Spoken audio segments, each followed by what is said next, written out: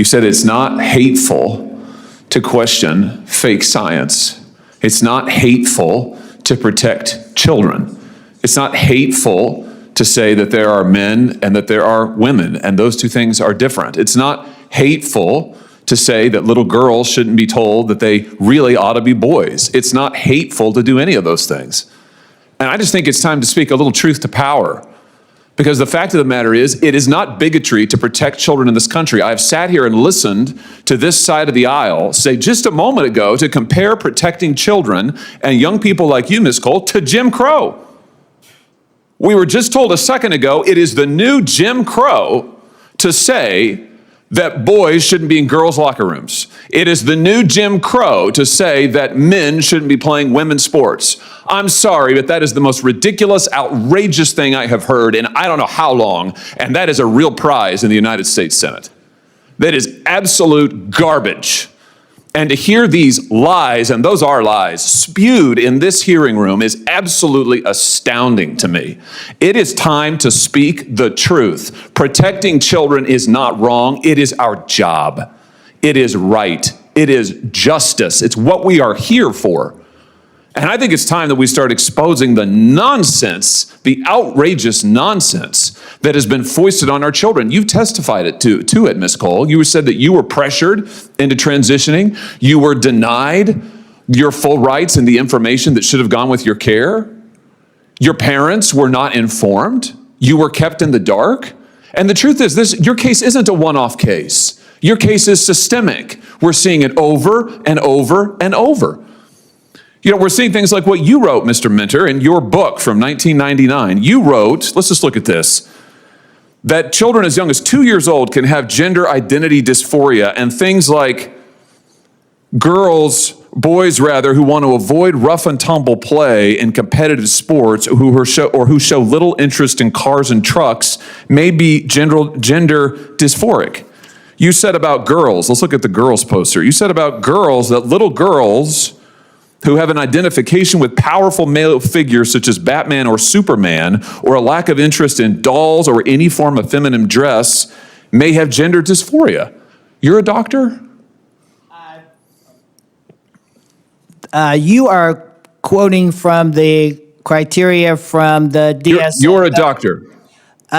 Those quotes are from the DSM. You're a doctor. I am a lawyer, and those quotes are from the DSM. You're a trained therapist. I am a lawyer, and those quotes. You're an advocate, in fact, is what you are. You're an advocate. You're an advocate for this ideology, and that behind me is outrageously ridiculous. The idea that a 2-year-old girl who doesn't want to play with dolls might be gender dysphoric is ridiculous.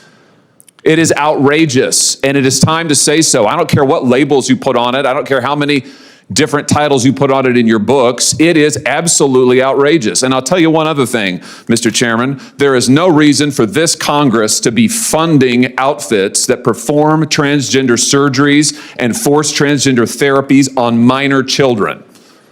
And I have in mind Planned Parenthood. Planned Parenthood spends enormous sums of money trying to push transgender surgeries, hormone therapies on children. The Planned Parenthood League of Massachusetts, for example, advertises gender-affirming hormone therapy to minors who are 16 years old. We've got it right here. In fact, urging them to come and participate in these studies and taking the hormones so that they can get compensated, incentives for it. Here's the incredible thing. The United States is funding this. Do you know that Planned Parenthood got $1.5 billion? Let me say that again, $1.5 billion diverted from Medicaid and Medicare, taken from the poor, taken from our seniors, so that they could do this. This is outrageous. This is absolutely outrageous. It is unconscionable. It's time for this Congress to act. I heard one of my friends on the other side of the aisle say a moment ago that malpractice cases really were the answer. You know what? I agree with that. They are the answer. And we ought to pass legislation right now in this Congress that will enable more malpractice suits for people like you, Ms. Cole. If that really is the answer, and if there really is nothing to hide, then good. Let's put power in the hands of the people, and let's open up the courtroom doors for those who have had these gender hormone surgeries, these transition therapies forced on them as you had, Ms. Cole. Let's open up the courtroom doors. Let's stop funding with taxpayer money hormone therapies, treatments, surgeries for minor children without their parents' consent. Let's reject the lies that this is somehow bigotry. Let's do our jobs and protect the children of this country. Thank you, Mr. Chairman. Intense political theater unfolded in the U.S. Senate today as a hearing on pediatric gender care quickly devolved into a fiery clash over parental rights, taxpayer funding, and medical ethics. During the session, Republican Senator Josh Hawley launched a scathing critique against current gender-affirming care practices, fiercely defending detransitioner Chloe Cole, who testified that she was pressured into transitioning as a minor without proper parental notification. Hawley did not hold back, taking aim at Democratic colleagues who allegedly compared restrictions on youth gender transitions to segregation-era laws. We were just told a second ago, it is the new Jim Crow to say that boys shouldn't be in girls' locker rooms. That is the most ridiculous, outrageous thing I have heard in I don't know how long. That is absolute garbage. While Hawley's outrage is undoubtedly calculated for maximum political impact, he taps into a very real, growing public discomfort. Comparing complex, evolving medical debates regarding minors to the systemic, brutal oppression of Jim Crow is not only a massive rhetorical stretch, it's politically counterproductive. It alienates moderate voters who want a serious conversation about child safety, not hyperpolarized hyperbole from the left.